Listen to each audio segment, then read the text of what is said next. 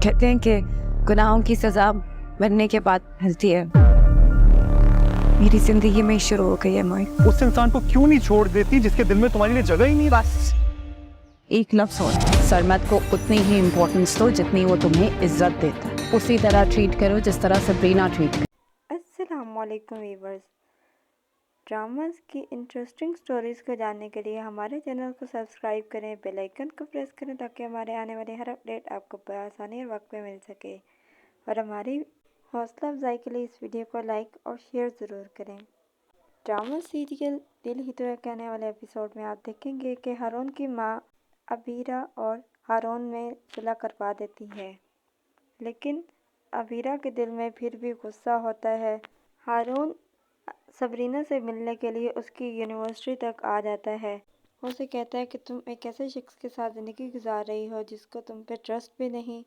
तुम उसका ट्रस्ट हासिल करने के लिए मुझे खुद से दूर करना चाह रही हो, जो खुद तो अपनी एक्स लवर के साथ हर वक्त बातें कर रहा होता है और तुम पे ट्रस्ट नहीं करता, जिसने उसकी खातिर अपने ऊपर तहमत लगवाई।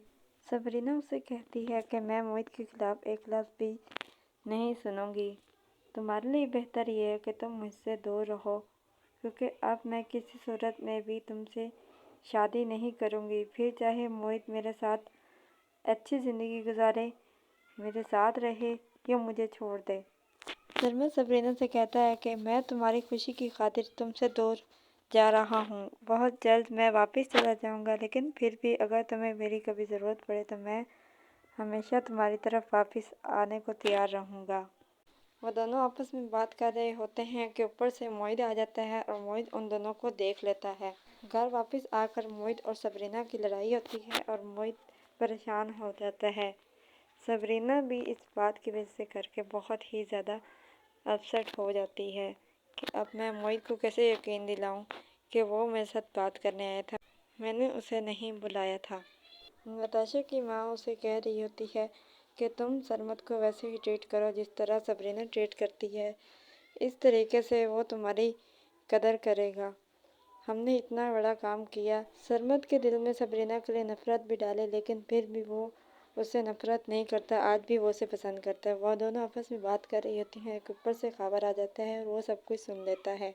खबर उनके साथ लड़ता है और कहता है कि तुम दोनों नफ़रत में इतनी आगे बढ़ गई थी कि तुम लोगों ने मेरी बेटी के ख़िलाफ़ सरमद के दिल में जहर भर दिया। मैं आप दोनों को इसके लिए कभी माफ़ नहीं करूँगा। शांजा की माँ तो बहुत ही ज़्यादा परेशान हो जाती है कि अब क्या होगा। हमारी हकीकत तो सामने आ गई, लेकिन शांजा के मुंह पर एक बल भी नहीं आता। उसके शर्मिंदगी का एहसास भी नहीं होता। बजाय इसके कि वह शर्मिंदा हो, वो अपने बाप से कहती है कि अगर मेरी सरमद के साथ शादी ना हुई तो बाद में आप मुझे ब्लेम मत कीजिएगा।